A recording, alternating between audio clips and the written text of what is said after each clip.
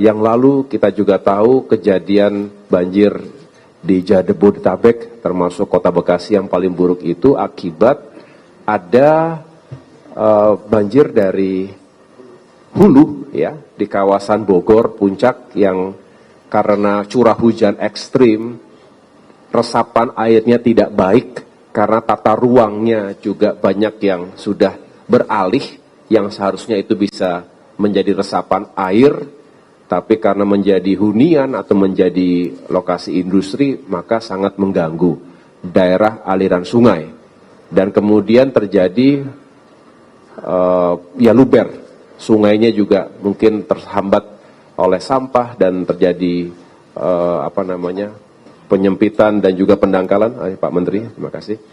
Maka ini yang semakin memperburuk situasi, apalagi ketika permukaan air laut itu lebih tinggi di pesisir utara Jabodetabek ini, termasuk wilayah Semarang sampai dengan Gresik, itu terjadi penurunan land subsidence yang juga ini kalau tidak ditanggulangi maka lama-kelamaan ya akan semakin parah. Tanggul pantai ini harus kita perkuat. Tapi kita juga memikirkan bagaimana air tanah tidak habis-habisan dieksploitasi sehingga permukaan tanah itu makin turun. Jadi harus ada suplai air. Yang sekarang untuk Jabodetabek ini diperkuat dari Jatiluhur dan juga Bendungan Karian dari Banten. Dan barulah ketika itu semua sudah tidak bisa lagi tidak memadai, maka dipikirkan pembangunan tanggul raksasa, tanggul laut.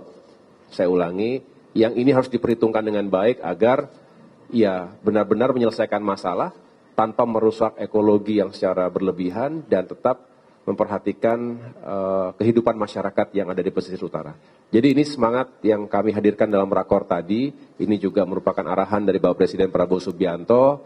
Tadi Pak Menteri Perumahan juga mengingatkan, ditambah lagi dengan masukan-masukan yang lain, agar perencanaannya harus benar-benar matang, terintegrasi, dan melibatkan berbagai pihak. Ini adalah upaya pemerintah bekerja sama dengan semua stakeholders, termasuk kita juga membicarakan skemanya seperti apa, skema kerjasamanya, pembiayaannya agar mencukupi, karena kita tahu diprediksi ini akan memakan anggaran yang tidak kecil, tetapi Bapak Presiden juga mengatakan jangan berpikir itu, kita berpikir penyelamatan manusianya, menyelamatkan lingkungan hidup kita. Setelah itu kita cari sumber penganggarannya, baik kemandirian dalam negeri maupun dari dunia usaha, pihak swasta dalam maupun luar negeri. Ini yang akan terus kita bahas, akan kita matangkan dan sempurnakan. Desainnya sudah terus kita perbaiki sehingga mudah-mudahan ini akan mendapatkan keputusan dan bisa segera dijalankan. Demikian.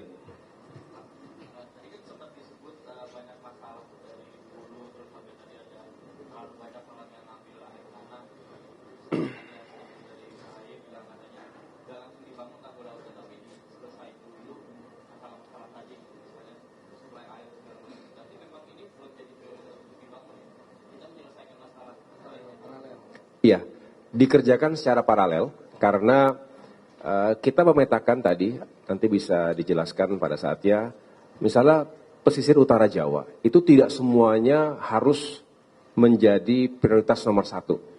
Ada beberapa yang masih bisa dengan pendekatan lain. Jadi ada istilahnya itu gray solution dengan green solution. Misalnya beton itu sudah merupakan, ya berarti ada pembangunan infrastruktur, tapi juga masih bisa menggunakan pendekatan misalnya dengan mangrove dan lain sebagainya, atau kombinasi di antaranya. Kemudian tadi juga dipaparkan oleh Pak Deputi, ada beberapa pilihan. Pilihan ini tergantung kondisi, sekali lagi, dari tiap-tiap daerah. Bisa tanggul itu sifatnya kita defensif, kita ada tetap di situ diberikan tanggul, atau karena kalau sudah parah, sedangkan anggaran membuat tanggul lebih mahal dibandingkan kita mundur, maksudnya retreat, masyarakat harus mundur sedikit begitu, kalau memungkinkan lahannya masih ada, bisa dipilih jalan itu, atau kalau memang tidak memungkinkan untuk mundur bertahan, maka go forward, ke depan. Jadi kita majukan, itulah konsep sea dikes atau konsep tanggul laut tadi. Jadi masih ada kombinasi yang bisa kita racik dengan benar, dengan baik, dengan tepat begitu. Jadi tidak harus ini selesai baru yang berikutnya, tetapi dikerjakan secara paralel. Termasuk tadi normalisasi sungai, pembersihan sewerage system itu. Jadi kualitas air juga lebih baik, dan paling penting sekali lagi supply air bersih ini jangan sampai kurang. Kalau kurang ya pasti akan diambil dari tanah.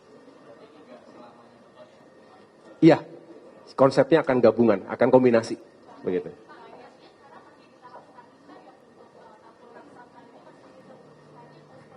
Iya, sebetulnya beberapa feasibility study sudah dilakukan, tapi karena ada beberapa konsep ini, kalau dilihat sejarahnya bahkan dari tahun 2007-2008 ini sudah mulai serius dikerjakan.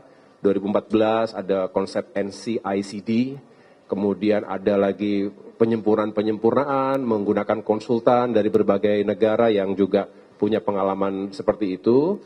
Dan hari ini kami memang masih mencoba mengintegrasikan berbagai konsep tadi, memutakhirkan.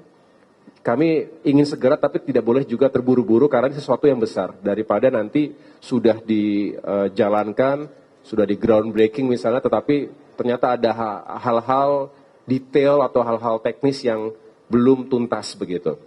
Nah, ini juga berkaitan juga dengan tata ruang wilayah. Kita tahu ini kan semua bersumber dari penataan ruang yang melibatkan bukan hanya 1-2 kota kabupaten atau provinsi bahkan. Ini kalau bicara Jawa, ini kan ada provinsi Jakarta sendiri, Banten, Jawa Tengah, Jawa Timur, dan bisa dibayangkan ada berapa kabupaten kota yang ada di sepanjang pantai utara. Jadi ini juga membutuhkan kerjasama dan juga koordinasi dengan pemerintah daerah, sehingga kami masih butuh waktu.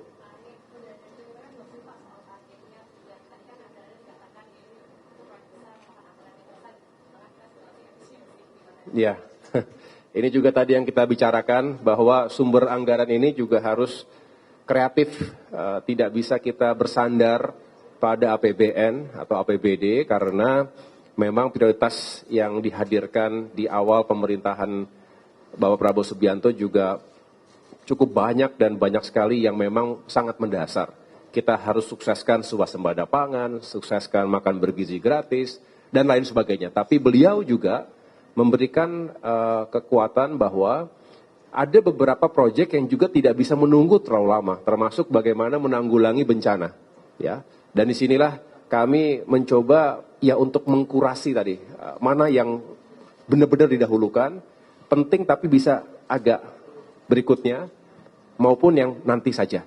Nah, ini yang lagi dipetakan tadi dengan catatan kita sedang mengintegrasikan berbagai konsep yang sudah ada selama ini, termasuk menghitung, mensimulasikan anggarannya. Saya tidak jelaskan di sini secara rinci, tapi ada beberapa simulasi. Kalau sekian itu berapa, kalau konsepnya seperti ini berapa, dan lain sebagainya. Karena ini masih penghitungan, saya tidak ingin menghadirkan spekulasi, lebih baik kita tuntaskan terlebih dahulu, sehingga setelah itu bisa kita jelaskan secara formal. Mungkin Pak Menteri, cukup. Cukup ya Bapak Ibu, teman-teman ya. Makasih. Makasih. Thank you.